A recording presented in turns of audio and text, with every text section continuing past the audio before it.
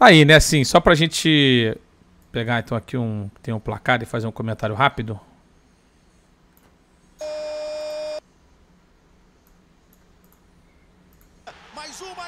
Pelo menos um abraço aqui, a carinha dele de feliz, ó.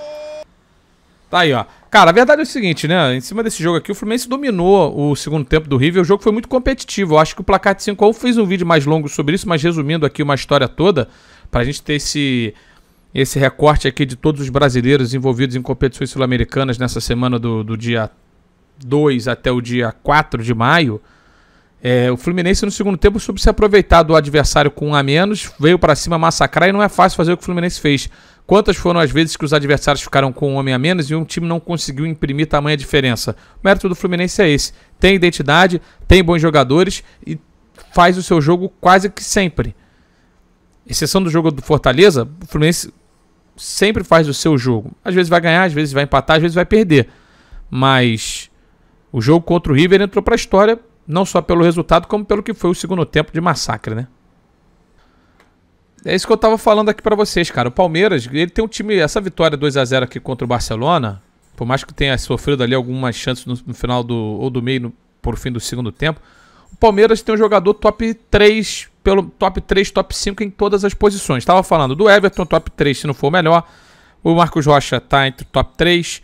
O Gustavo Gomes top 3. O Murilo top 10. O Piquerez, se a gente quiser botar aqui, top 5. Eu acho que os dois volantes, tem volantes melhores do que o Menino e o Zé Rafael? Tem volantes melhores.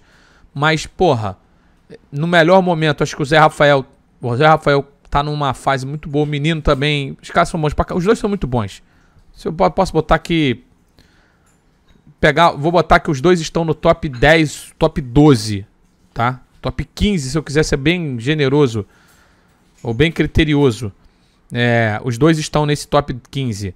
Aí você pega... O Dudu é top 3. O Rafael Veiga é top 3. O Rony, irmão, eu vou te falar. O Rony, eu acho que muita gente fala do Rony não ser, porque talvez tecnicamente ele não tenha toda aquela fantasia que muitos cobrem. Mas, irmão, ele joga muito, filho. Tecnicamente falando, talvez ele não possa não ser top 3, mas ele é um absurdo de jogador, pô. Um absurdo. Ele é rústico, mas ele é brabo. E o Arthur, porra, é muito bom. Então você pega o time todo aí, praticamente o time todo é feito de jogadores top 3, top 5, pô. E alguém fala assim, Dudu é top 5 no máximo. Desculpa, eu acho, na minha lista o Dudu é craque. Futebol brasileiro, craque. Craque. Então o Palmeiras vai muito longe, irmão. O negócio é o seguinte, cara, o Inter acho que ele tem duas identidades, né? Um time que vai jogar contra adversários mais fracos, em que ele vai propor o jogo, e contra o Nacional ele até criou bastante no primeiro tempo. E o Inter que vai ser o time reativo nos jogos contra adversários melhores. Eu acho que o Inter ele é mais preparado para ser esse time, se não do contra-ataque, o time da reação, do que o time da ação, vamos dizer assim. Então, esse empate dói muito, né? Tomar um gol aos 90 minutos. Inter com 2 empates nessa Libertadores, né? Na primeira rodada e nessa terceira rodada. Mas eu acho que o time está em desenvolvimento. Aí você fala, mas pô, o trabalho do Mano já é de longo. É longo, é. É longo. Para os padrões do futebol brasileiro é longo. Mas se realmente o Ener chegar, como, né, parece que tá acertado já, se o time tiver outros reforços, como tem sido prometido, acho que o elenco fica bem robusto. Bem robusto. Muito azar, né, cara? Assim, a verdade é que o Corinthians estava começando, ou está começando o trabalho com o Vanderlei Luxemburgo. Pelo que deu para perceber, vai ter bastante trabalho o Vanderlei. Ele até na entrevista da apresentação falou, Renato Augusto dependência é uma coisa boa. Lógico... Eita...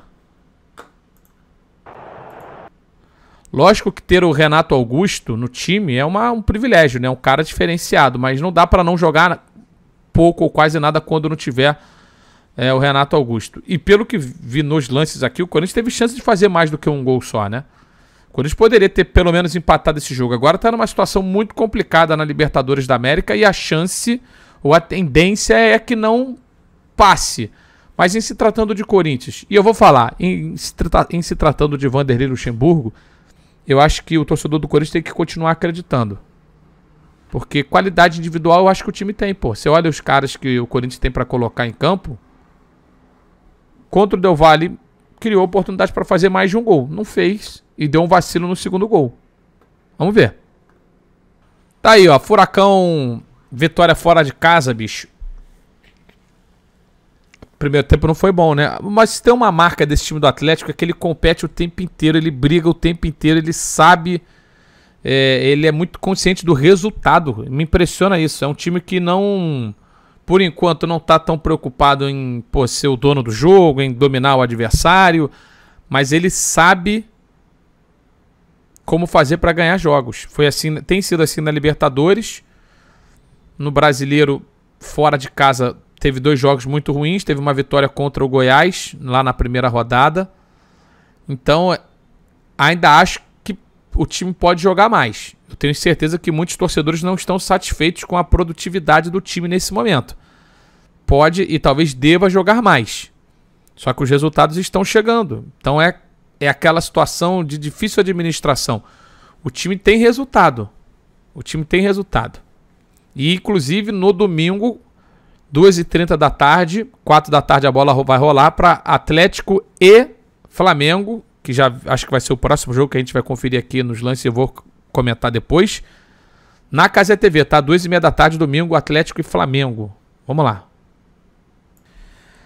Cara, vamos lá falar desse jogo do Flamengo, porque se você for analisar o contexto prévio, empatar fora de casa com o Argentino 1-1, beleza. Talvez fosse um bom resultado, mas diante do que tem de diferença entre os times e até pelo fato do Flamengo ter começado o jogo vencendo e jogar uma boa parte da partida com um homem a mais, esse resultado é péssimo, cara. Péssimo. E eu vou além, o Flamengo não fez um bom jogo, não. Eu discordo um pouco do Sampaoli quando ele fica numa análise de que falta contundência. Não foi só contundência que faltou pro Flamengo. Esse jogo o Flamengo não criou tantas oportunidades quanto criou em outros jogos com o Sampaoli. O jogo foi ruim.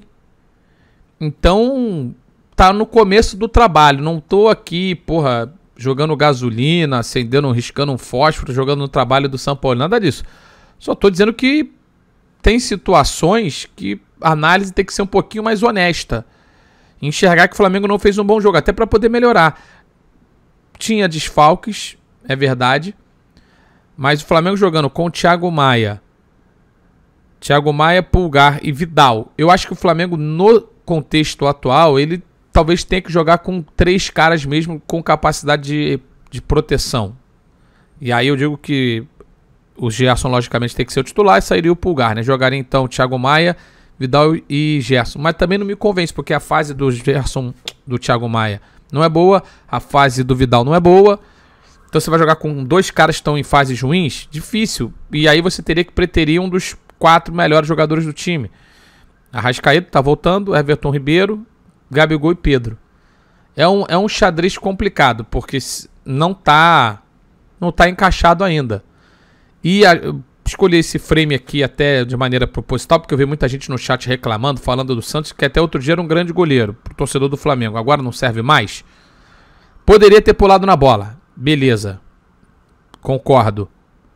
Mas a bola foi lá na gaveta, né? Seria muito difícil fazer a defesa. Obrigado aqui ao seu Madroga também pelo Prime. Foi um golaço, não foi falha. É que fica aquela sensação. E se ele tivesse pulado, o que teria acontecido? Talvez nada, só gol.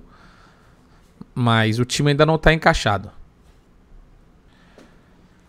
Cara, o Galo nesse jogo aqui, em momento nenhum, o Galo correu o risco de perder o jogo. O Galo massacrou do começo ao fim, o time do Alianza Lima não conseguia nem jogar. Em algum momento, no segundo tempo, quando o jogo estava 0-0 ainda, porque o Hulk perde o pênalti ao final do primeiro tempo, ficou uma certa sensação, o jogo estava tenso, porque o Atlético no comecinho ali deu uma... Não é que começou a tomar pressão, não é isso, mas o jogo estava com aquele ambiente pesado, de um time que tinha martelado, não tinha feito gol e que estava numa situação já de segundo tempo, faltando 40 minutos de repente para acabar o jogo, começo do segundo tempo ainda, mas não tinha feito, e isso estava gerando um nervosismo, o ambiente não estava tão legal, o jogo estava meio Meio estranho. Eu tava vendo esse jogo ao vivo. Aí eu senti e falei, caralho, bicho, se não fizer um gol agora, tá, sabe, se não fizer um gol logo, essa ansiedade ela pode atrapalhar. Então a sensação que eu fiquei é que o Galo em momento nenhum correu o risco de perder o jogo, mas ele correu algum risco de não ganhar o jogo. Porque se o gol não sai, vai ampliando a ansiedade, vai mexendo no emocional dos caras, e isso pode complicar muito. Então o Igor Gomes fez 2 bonitos gols, 2 bonitas batidas na bola, para fazer aí essa... para conseguir essa vitória fundamental para o Galo na Libertadores. O Galo tinha 2 derrotas. Então agora o grupo deu uma embolada, o Furacão está mais destacado, o restante deu uma embolada muito, mas muito importante essa vitória do Atlético para pensar em continuar na Libertadores da América. E agora sim, um abraço para os gols, né?